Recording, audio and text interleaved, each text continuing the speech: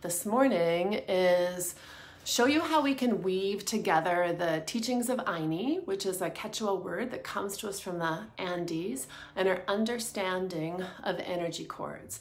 That, of course, is going to include doing a reading from my book, Trauma as Medicine, which is a real integrative approach to healing trauma, in that I am offering story as a template to support you in healing, but it's rich with journal exercises, ceremonies, and tools that you can use to address your own trauma. So that's really important in knowing. And though I'm utilizing the story of my mother's homicide, as well as things that I've learned from facilitating workshops through the years, it's important to also note that our trauma isn't always something as huge or as magnified as a homicide or as a history of abuse. Our trauma can be something as simple as a deep, profound feeling that we don't belong, a disconnection from home and place, a sensation of being abandoned or lost that we've carried through from our childhood.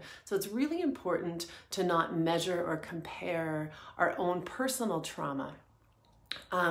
And simply to notice if it is impacting us, then it matters. If it is causing triggers and habits and patterns in our day-to-day life that impede our capacity to really show up and step into personal leadership, then it's something that's important for you to look at.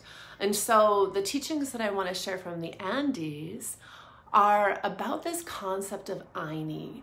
And many of you have been exposed to Andean healing techniques or Andean shamanism. And my personal experience comes directly from the indigenous group, the Quero, which live in the high Andes of Peru.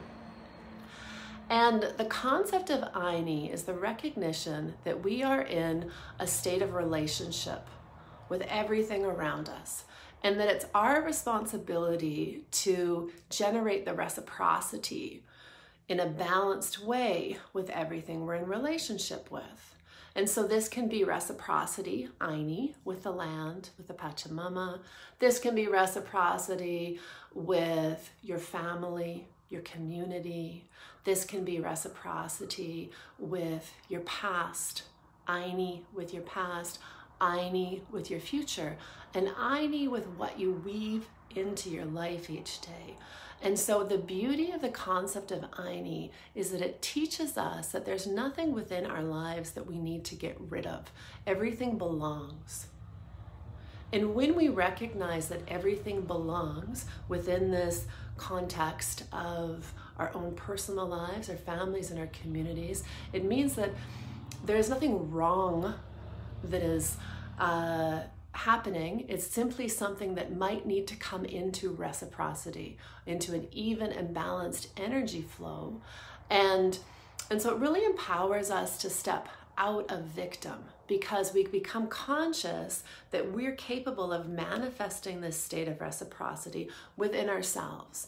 And so if we're wanting to look, let's say, with a family member that you have a conflict with, though it might not be possible to heal the conflict face to face with the person that you are addressing, you can do the work within yourself to come into Ayni with them, so into a state of balanced harmony where you look at why you are triggered, why you are reactive, what you need to forgive, what amends you might need to make, and that is within your power to generate balance. And so when we bring that awareness and kind of compare it or put it alongside our concept of energy cords, which is really a common concept in New Age healing modalities, be that Reiki, shamanism, or infinite forms of energy healing, it shows us that we are also capable of generating balance within the dynamic of each of these energy cords. And so this, again, is up to us. We are the ones who can hone in on what energy is binding us, what is imprisoning us. And it's typically energy cords that relate to unresolved issues from our past, unexpressed emotions or pain that we're carrying in our present, projections into our future, people who have done us wrong, grief that is unexpressed, and that is up to us to bring into balance. And so a huge no-no, if you will, that comes through a lot of New Age teachings is that all that you have to do is cut these energy cords that you don't like, right? There's this great big philosophy around get rid of the negative shit, cut it off, clear it out, and, you know, move on. I've seen people gather up energy when I've had a massage and flick it off into the unknown. Same with a Reiki treatment. And that is the exact opposite of what we want to do. We want to recognize what the heavy energy is that we're carrying because it needs some sort of acknowledgement, validation, and reconciliation in order for us to transform it. What ends up happening is all of that bits of energy, the cords that you cut, the stuff that you just get rid of, if you haven't done your work around it, it's just going to come back. And so there might be times where you think that whatever healer you went to see wasn't good enough, or the work that you did yourself wasn't good enough because you put so much effort into the cleansing and clearing and cutting.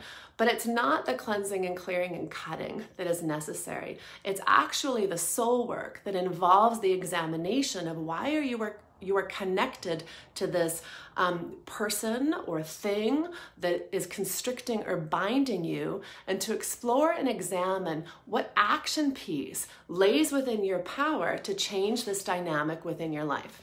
So what I want to read to you is an excerpt from my book that speaks about my awareness that showed up in around 06, that I was connected to my mother's perpetrator by an energetic cord. And it was actually this awareness that instigated my capacity to cultivate freedom. Because when we recognize we're connected to something that feels binding, and this person was the face of my greatest fear, when we recognize that, then we know that it's actually up to us to change that relationship, to come into Ayni with our experience of that within our own body. And so this portion is called the Bright Eyes Cord. I had done everything I could not to think about him, which was actually a lot of work. He was dead, and according to the media, he'd had a difficult life. So I had not seen any point in expending my energy facing him, which meant I had not even noticed the cord.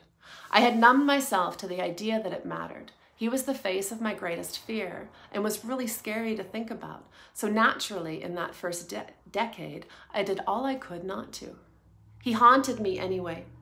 Coming into my mind unwarranted, I had no control over this, and I hated it. Typically, it was at the least desirable times when my heart was wide open, like when I was about to make love with my husband or while I was nursing my babies. This immediately sabotaged the sense of intimacy and connection I was having. Instead, I was filled with a sinking, shameful feeling, and my mind focused on homicide rather than what was right before me. I tried everything I could think of to get rid of him, but the intensity and frequency just increased. At about the 10-year mark after Mom had passed, I'd had enough. I was angry, touching a depth of emotion I had never been able to reach before. I had avoided feeling this anger, even though I knew anger is always connected to power. If I was not expressing my anger, then I was not claiming my power, period. I hadn't wanted to acknowledge that I could feel the same violence inside of me that had ended my mother's life. But once I gave myself permission to go there, there was no holding back. Rage welled up within me, and I wanted blood, his blood. How dare he get to kill my mother and have this power over me too? It wasn't fair. I wanted to destroy him, to make him suffer like I suffered. The desire for vengeance and violence was palpable, primitive, and potent. I quite literally wanted to jump into my wolf body, tear him apart, and eat him piece by piece. I knew I could trust my body to digest and metabolize his actions, to do what I consciously didn't know how to do, even if it was just on an energetic level. And if he was inside of me, he couldn't hurt me, sneak up on me, or haunt me when I least expected it. And so that excerpt is a segue that leads into the action piece that I took, which was creating my own ceremony with my mother's perpetrator, which lasted about 9 months in '06. And the important piece in sharing that is that in the book, there's actually even a ceremony to address a person who has done you wrong. And so there's tools that I've set in place so that whoever the bad guy is for you, or maybe it's a sibling, or maybe it's a person from your childhood who you still feel that energy cord of power over that is keeping you from really feeling like you can open your heart. Whoever it is for you, it's taking that time to allow yourself to be honest about whatever the feelings are inside of you and giving yourself some sort of sacred container to express those feelings. Just tuning in to see if there's anything else that's important to say on that. I think the most important piece in closing is the awareness that we have that power inside of ourselves to generate that reciprocity, that sense of balance, that coming into Ayni with whatever it is that we are carrying. And that if we slow down the busyness of our mind, tune in to what's happening in our body, and piece by piece, look at what feels like it's binding us, we can generate our own freedom. So thank you for taking the time to watch.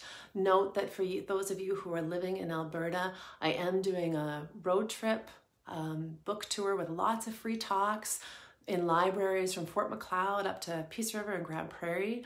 As well as some workshops. So stay tuned on my social media, send me a message, and I can let you know if I'm speaking in your area. Have a great day.